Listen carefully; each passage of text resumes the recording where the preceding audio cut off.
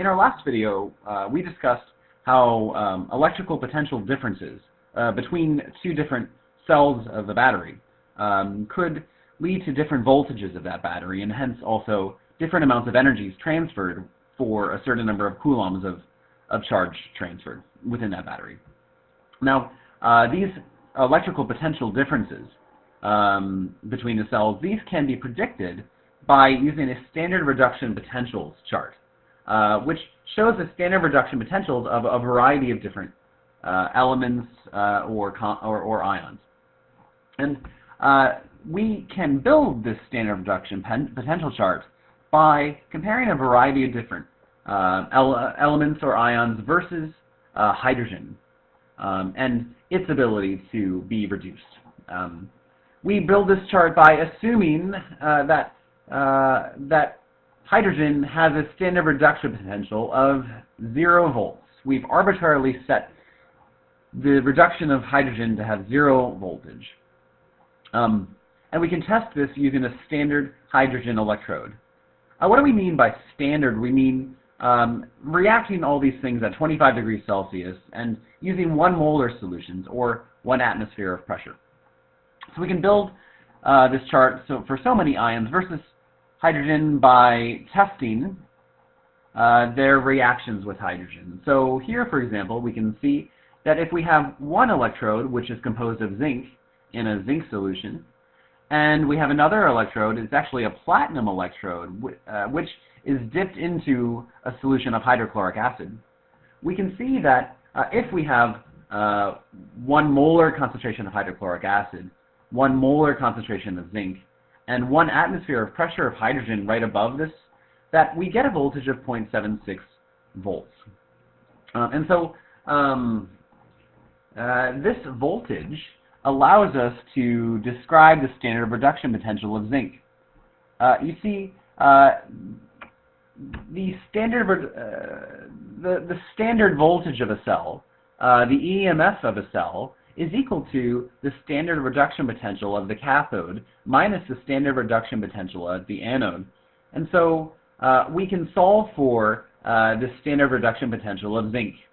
Here, in this reaction, we saw that zinc, it turns out, would lose 2 electrons as it turned into zinc ion, and those electrons would be transferred over towards the hydrochloric acid, and through the platinum electrode, those electrons would be transferred to protons, which would be reduced to form hydrogen gas. Bubbles would be released. We saw that the zinc was being oxidized, and it was therefore the anode, whereas the protons were being reduced, and therefore they were at the cathode. We are able to solve this equation and solve for the standard reduction potential of zinc at this anode by plugging in for the standard voltage of the cell, which was 0.76 volts, and plugging in for the standard reduction potential of hydrogen, which we've arbitrarily set at 0.00 volts. We're able to manipulate and find that the standard reduction potential of zinc is negative 0.76 volts. So from this experiment, we're able to build not only our hydrogen as 0 volts, but as zinc as being negative 0.76 volts.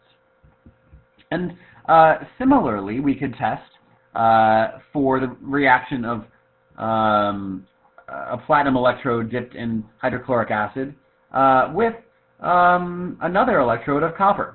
And when those are together, you get a cell with 0.34 voltage EMF, and knowing that in this case hydrogen is at the anode, so hydrogen is being oxidized from from hydrogen gas into protons. We can solve for the standard reduction potential of copper and find that it's 0.34 volts. And so we can build that into our standard reduction potential chart as well. In fact, there are many elements and ions in our standard reduction potential chart, but here I'm just showing how it's originated. Now, considering these things, we can test what the voltage of a copper-zinc cell should be.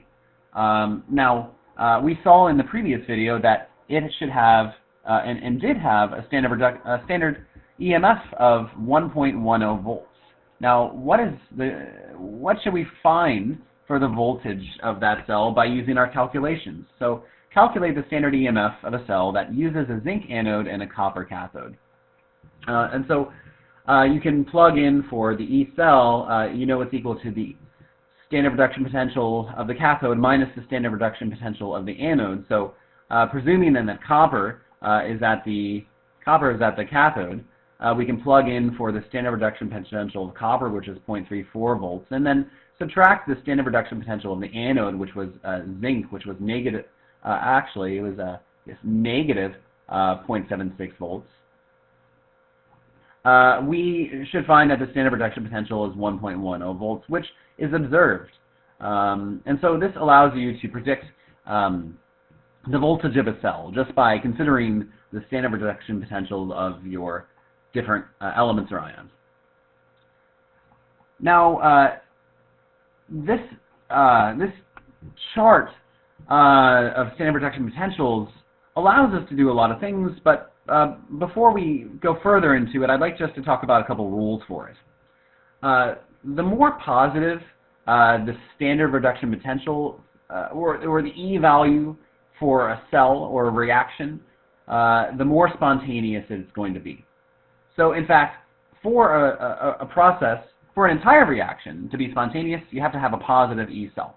And for a half reaction, the more positive it is, the more spontaneous and more easily it occurs. Now also reactions are reversible. So, you know, we can see up here that that copper ion being reduced into copper, that is quite spontaneous. It has a positive E standard value. But copper, you know, can be turned back into copper ion. It can be oxidized in the presence of other things like silver ion or gold. Though the zinc ion being reduced is not very spontaneous, it could be reduced in the presence of other things like, I think, aluminum. So the more positive a value, the more spontaneous it is. And also, reactions are reversible. Flipping the reaction flips the sign of the E value. And so, yes, reactions are reversible. You can make zinc turn into zinc ion, and that has an E value of positive 0.76, i.e. That reaction is quite spontaneous. Yes, so continuing on, we also have the diagonal rule, which says that things in the top left can react with things in the bottom right. And so, as an example up here, we had seen that copper ion is able to react with zinc solid. Yes, diagonal rule says that reaction should be spontaneous. But could zinc ion react with copper solid? Well, no, not really. Things in the top left react with things in the bottom right, but things in the top right don't really react with things in the bottom left unless you are adding a lot of free energy by connecting to another battery to drive that non-spontaneous process. And finally, we have E standard is not dependent upon coefficients. And so if we were to, say, have the amounts of all of these things here, so we had one proton with one electron giving half of a hydrogen, it would still be 0.00. Or doubling the amounts of all of these things would not double E standard. Thanks for watching.